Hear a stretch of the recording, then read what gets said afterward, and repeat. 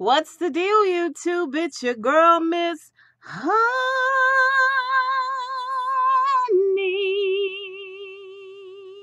Welcome back, welcome back, welcome back, welcome back, welcome back, you guys. Welcome back.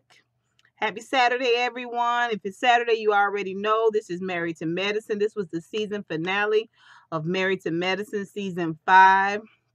In the Black. Super excited about the 3-part reunion. From the trailer, all the girls look snatched, all the husbands look handsome. It looks like we're gonna get down to where the rubber meets the road in the reunion. There's gonna be penis talk from what I've seen. I'm here for all of it. I'm super excited. But let's go ahead and get into this episode. Curtis and Dr. Jackie together. They seem like they're coming along ever since he moved back in. Y'all, you know, she kept him in the downstairs basement, so he is not allowed to go past the parlor. So Curtis has spent the entire of season 5 trying to get in the figurative home as well as the literal home, in Jackie's house, figuratively and literally. He's literally in the home now, but figuratively he is still in the parlor. Both literally and figuratively, he is still in the parlor. She has kept him to the downstairs bedroom, and he is not allowed upstairs in the queen's chambers at all. You know what I'm saying? And I'm just so here for it. Although them couple of 2-3 hickeys that were discovered at the black party, I think, by Toya. Y'all know Toya always watching for the girls. Always trying to find a little flaw, a little string, an eye booger, anything that she can bring you down a peg or two with to keep you humble with. That's Toya. That's Toya's role, right? So I think she brought those hickeys up. So evidently, you know what I'm saying, she getting a little work done, but still, you in the parlor. She probably coming down to the parlor to get some adjustments, but she seemed like, you know, she's being faithful to this. I'm starting to see the old Dr. Jackie now that Curtis is back, and he called her out, you know, when she came in the door and she sat right down and got on her computer. He called her out on it, and it was all very nice. It was all very calm. He wanted to take her, you know, let's go for a walk, and they went walking through the neighborhood and talking. You know, and she kind of reminded him about the thing that he had done, you know, this infidelity, and he kind of says, we've discussed it, like we've already talked about it, let's not keep bringing that up. You know, it was kind of like he was brushing her past it, which kind of makes her dig in just a little bit deeper. Although I think she is moving. I think she is moving from that place where she want to mention it. But I don't know that she would want to talk about it as much if he would just be honest about the whole full kit and caboodle. He does kind of seem like he's trying to save face in the situation to me a lot of the times. But what I was saying about Jackie going back to kind of like her old ways, her old Dr. Jackie ways. I mean, Dr. Jackie is fit and she is accomplished. She's smart. She's well spoken. But Dr. Jackie's a lame. Like, she is a lame. Even walking with Curtis down the street, like that was even a very, very controlled behavior. And when they was coming back in the house, she was like, that's a great walk. Next time we're going to run. Well, you're not going to be able to have deep, intimate conversations running. Like, what's the problem? What is the problem? I think someone, instead of being relationship experts, I like to see some affection experts out there. I need to see some people that enjoy teaching and showing people how to be affectionate. It doesn't have to be always this big display of PDA kissing in public. You can be affectionate in a lot of different little ways. And you find a lot of people that have issues with control don't have a lot of outward showing of affection. Okay, so I'm just making just a little bit of note on that. Also, through the entire episode, we hear Dr. Jackie correcting people, calling people out, kind of giving them the finger. You know what I mean? You know, the naughty finger. You know, even with Toya's black party, like even with her saying that she thinks that it was very noble of her to take Curtis back. I was like, that is no. That's just like saying I'm not bragging, but I am very, very beautiful. It's kind of bragging still. So yeah, you know, it's very noble of me to take him back. So I think I deserve a pat on the back for that. I'm like, Dr. Jackie, you so lame. You so lame. Everything does not take a formula. Like everything does not have to have equal parts, this or that, in order to be perfect. Like you gotta live a little. And I could see how Curtis would find you to be low key boring. That's all I'm gonna say. I'm team Dr. Jackie, y'all know that, but I could see how Curtis would find her slightly boring. That's all I'm saying. Let's move on to Toya and Eugene.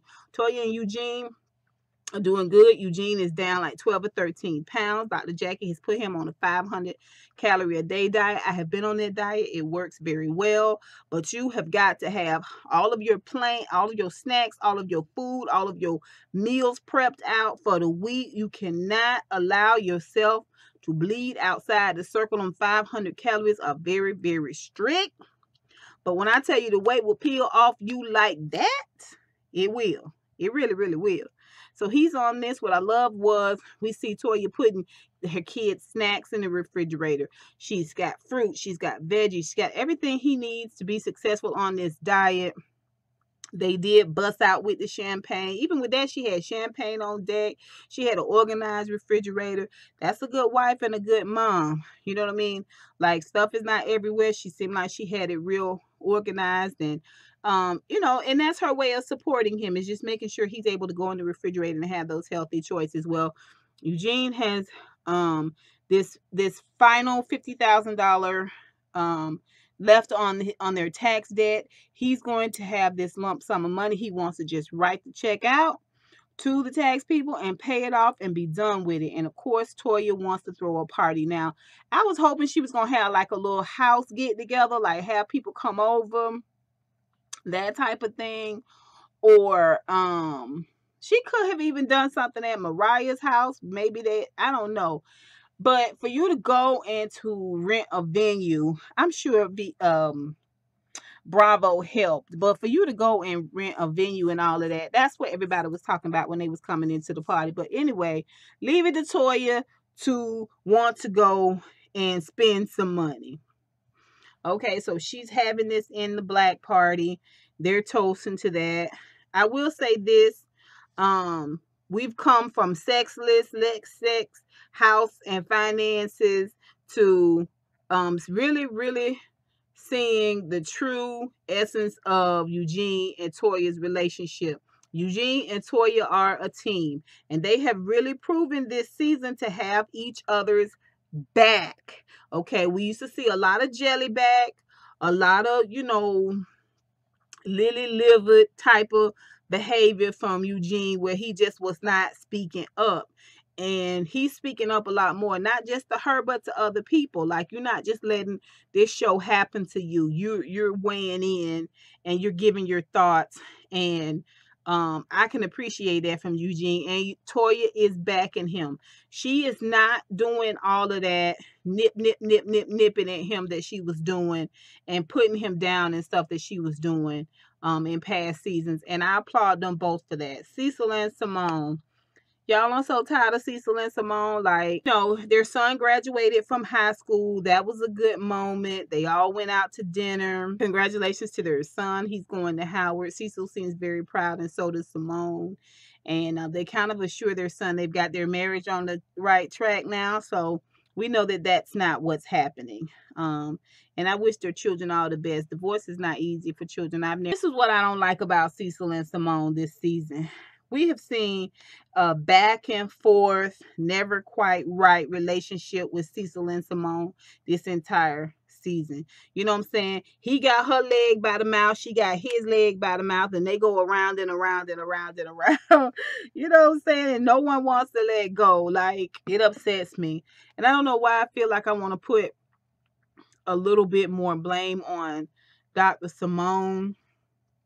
I don't know. I think it's because in the confession when he leaned over and said, "I love you," and she took that kiss like, "Yeah, you better tell me you love me." And we hear Contessa tell Scott she loves him, and he replies, or vice versa. We hear from Toya and Eugene, and vice versa. Um, to me, Simone, for as hard as you work to get Cecil to say "I love you," without a lot of fanfare, for him to say "I love you," it was like she hear it all the time. I don't know. You know, she's on camera. It is what it is. I keep referencing back to when they were in Barbados and he blew up and walked off, and the guys talked to him, and he came back and kind of tried to explain to her whether it was BS or not. He was kind of trying to explain to her and giving her a kiss on the cheek and all of that. She was like, "Yeah, but you really, really amped up." I'm like, God dang it, let it go. He blew up. He apologized for whatever reason. Let's all just move forward. But again, he's got her leg by the mouth. She's got his leg by the mouth. And they are just like two dogs stuck together. They just going around and around, and nobody will let go. It's sad. Contessa and Scott, we see it's Contessa's last day at work. She's sad about it.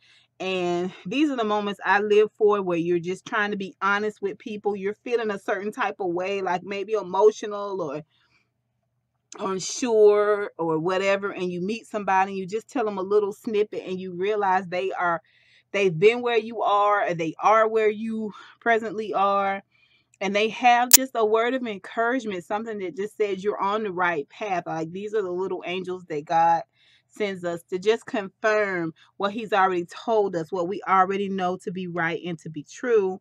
And it meant so much to Contessa, I can tell. And I'm excited for what's going to be, what's ahead for next season. I'm excited about seeing Contessa next season. Having said that, I don't know what Contessa as mom, stay-at-home mom, is going to look like, because Contessa is already kind of a little bit, it might be the military background, it might be the higher education, but she's already a little bit on the self-righteous side. So I don't know how not working is going to do. She might have that much more time to let everybody know what they're doing wrong. I'm loving Scott. A lot of people say they think Scott is boring, but Scott, I think he's done well this season, and I'm glad he didn't let Miss Renee take his position on this show, because she was well on her way to it. So that was the opening credits montages of couples where everybody pretty much is right now, going into this black party. We're going to talk about Quad and Heavenly. Heavenly came over to Quad. Quad is a girl after my own heart, because I love when people come over. I put a little light nosh shot. I make a little fruit, little dip, little something, some fresh drinks. I think that's just the Southern way of doing things. And they got to talking, and Heavenly, being messy, brought up the whole Toya situation, and Quad, of course, brought up her leaving and all of this, that, and the third. And then when Heavenly tried to, get involved with Toya and Quad's situation, she said, well, maybe you and Toya just need to get together and talk. And Quad shut that right on down. Quad said, "I think we'll be okay. I think we'll be all right. I think we'll be just fine. Let's all just move forward." We didn't really need Heavenly to weigh in on that at all. But we get to the black party, and it fell flat in terms of drama. We didn't really need a lot of drama. The season has had quite a bit of drama. I think everybody looked really, really beautiful at the event, at the party. The party did seem a bit elaborate. I'm sure Bravo helped. I'm sure that they didn't pay for that party by themselves. It's the end of the season. It was the only time everybody was gonna be getting together for the end of the season. Like it, I didn't like the way Contessa was dogging the party. She knew she was on camera, but and I think Toya brought her into this group. You know, and she came with the book and she came armed with the ammunition about the N word and all of that. I get her point. I didn't like the way Simone just kind of joined in with the conversation. I didn't really understand that from Simone. I think Simone could have listened and not sided, since, you know, she didn't really seem like it bothered her. She seemed like it bothered her because it bothered Contessa. Although when she's in the confessional, which, you know, the confessional is after everything happens. So this is them looking back on the filming and then giving their response. And the appropriate educated response is the one that Simone gave, which is completely true, is that everybody, every culture, every race has bad behavior and acting up. We're the only one that chooses to label that as the N-word behavior. You know what I mean? I get what she was saying. I just don't think it was something that a call she would have taken up, anything she would ever said about it. And I don't think it bothered her as much as it bothered Contessa. When she saw how much it bothered Contessa, I think she jumped on Contessa's bandwagon. I think she felt like that was the appropriate thing to do. Is we do need to, you know, say something about it. I don't like it. So if we're gonna say something about it, I'll join your group, you know, and join the, you know.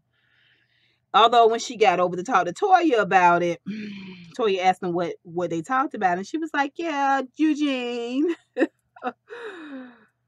Oh boy, you know. And Toya was gonna get up and go. She knew when she told Toya was gonna get up and go and have words with Contessa. But Contessa happened to be coming over. Contessa sits down, and they had this conversation. I agree with Contessa, and I agree with Toya.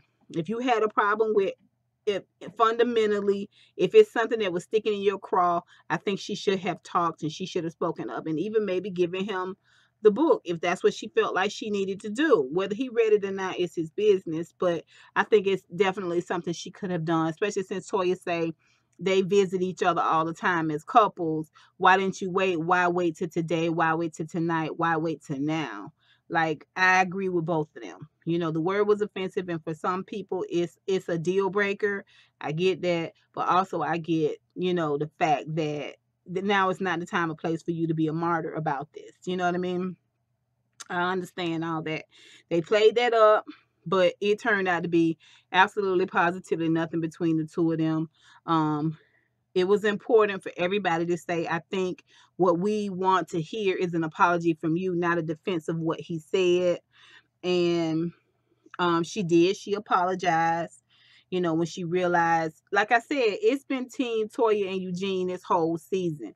We have not seen the divide or this separate sort of state between Eugene and Toya this season. We have seen them rocking it out for each other. So maybe this whole tax debt thing wasn't a bad situation. So she was still in that, she's still in that mode of defending her husband, which she should be. But at the same time, right is right and wrong is wrong. And the ladies want to hear that you understand that that is unacceptable for that to go on, you know. And she admitted to it. She said that that's fine. Meanwhile, Heavenly being so childish, she not speaking to Eugene. She talking to everybody but Eugene. Well, Eugene's a smart guy. Eugene goes over where Heavenly and Damon are sitting, and he sits there on the other side of Damon, and he apologizes to Heavenly. And it was smart because one, Damon was there, and that's the right thing to do. You don't go confront a woman without her husband being there, or having a conversation with a woman without her husband being there. I think that that's appropriate, especially since you a dude yourself. Like, that's the respectful thing to do. Um, and two, he did it because Heavenly is so much calmer when Damon is around. Like, she is not as amped when Damon is around. Now, Damon does not have full control over Heavenly, but she is on her best behavior or better behavior when Damon's around. So it was smart of Eugene, and she was like, yeah, okay, I'm going. That's fine. We can move on from it. And in the confession, she was like, I did so good, didn't I? But taking his apology. Yeah, you should. Like, it's not. I don't know. To me, you got bigger fish to fry in this world. If something you don't like, say that and move on. I don't see why it would escalate from there. I don't see why it would drag on unless that's something he continues to do. So we can all accept an apology, take the apology, accept it, and move forward. Please, Quad and Dr. Gregory. It was a painful, painful, painful, painful, another painful conversation between Quad and Gregory. Like, Quad is in the study, in her bedroom study, and she is working on, her book and cooking techniques and all of these things. I'm proud of Quad. Whatever Quad does it to the 10th degree. Um, you know, and here he comes. He's always kind of looking for her around the house. Whenever you see them filming, he's always kind of looking for her. Baby, you in there? You where you at? He comes and sits down, and she tells him, what she's working on. I think they're going to talk about the book for a second, but they don't. And she kind of brings up the focus group, and you can we talk about why you fell on the floor, foaming at the mouth, and all of this, and and they're off. You know what I'm saying? They're off. into that, did that. And I realized in this conversation that they were having that Dr. Gregory, y'all remember I said last episode that Dr. Gregory is a bit of a dullard. He's a blockhead. He knocks the woman over the head and drags her back into his cave. You know what I'm saying? He's a caveman. Like, he's set in his ways. He doesn't have a lot of soft edges to him or soft tones at all. And he's a tug of war arguer. Now I say tug of war arguer because she'll say something, he'll say, yeah, I did do that, but what did you do? Yeah, I said that, but what did you say? Yeah, I heard you, but did you hear me? In, out, back, forth. Yeah, you did buy me shoes, but I bought you clothes. Yeah, you did fix me dinner, but I bought you a house. You know what I'm saying? He's a tug of war fighter. And so when you have that tug of war, you never really gain any ground. You never have any progress. You never have any improvement. Okay. Even the winner gets covered in mud. Like, that tug of war back and forth, it's not a good way to argue. And when you have a person that argues in tug of war fashion, you can't reason with them. You cannot reason with them. They won't see reason. It's frustrating. I can see why Quad is frustrated. At the same time, she's a button up arguer. Okay, she's a tidy up. She neatens up. She buttons it up. She snaps it up. She gets it together. She fixes it. She cuts it off. She loosens it. She tightens it. She bits it in there. She wipes it down. She cleans it. You know what I mean? Every little bitty thing, she's got it. Boom, bam, bam, boop, knock it. Won't. She handles arguing like she handles her life, her work. It's like she studies it. He throws it out there. She gets it together. She, like I said, she's a button. She buttons it up. She's a tidier. She's kind of like, you ever been to somebody's house and there's a get together and they spend the whole time cleaning? They spend a whole time cleaning, taking up coasters, wiping paper down, getting it clean, wipe away. That they don't even enjoy the party. Like, even for her, she's not necessarily open to conversing. She is way more open to being right. They're both kind of right fighters. I've noticed that. And the other thing I noticed is that no matter their argument style, neither one of them are particularly affectionate, either towards each other or towards their friends.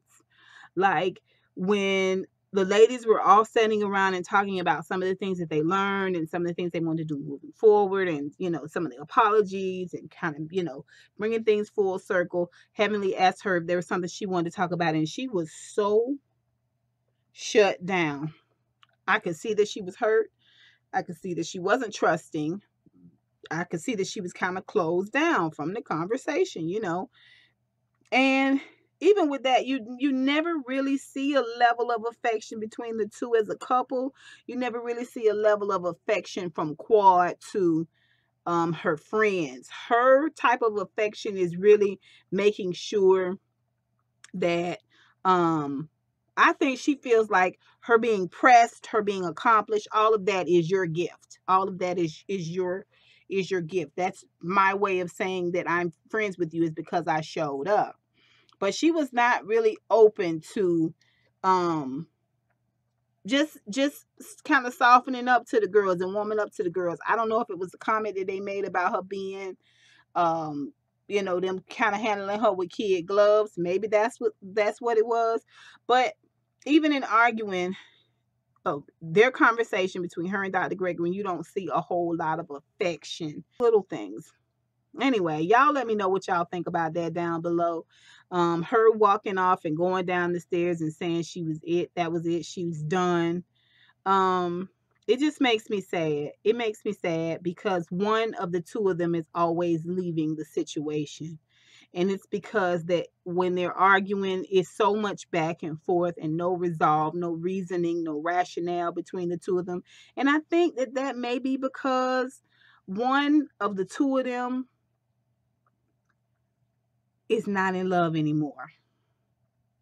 That's all I'm gonna say about that. Y'all let me know what y'all think. Put it down below. We didn't really hear the ladies talk anything about Quad's book this season. We didn't hear a lot of talk with the ladies about Quad's book.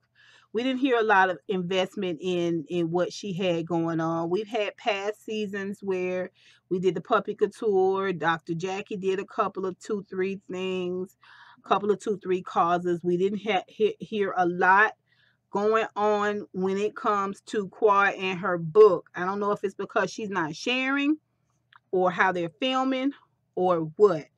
Now let's talk about this reunion, then we're going to get out of here. This reunion is going to be so good, you guys. I am considering doing my reviews right after the reunion. I want to make sure that I am fresh and on it. I'm going to be live tweeting, so if you guys do not follow me on Twitter, I want us to just talk about it, hash it out.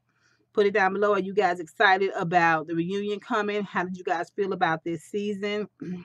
I'm going to say season 5 was definitely the season of the husbands. I'm going to say Toya and Eugene are my couple of the season. I just feel like the way they supported each other and had each other back this season, I was here for that. I really like that. I do think that Mariah was most improved this season.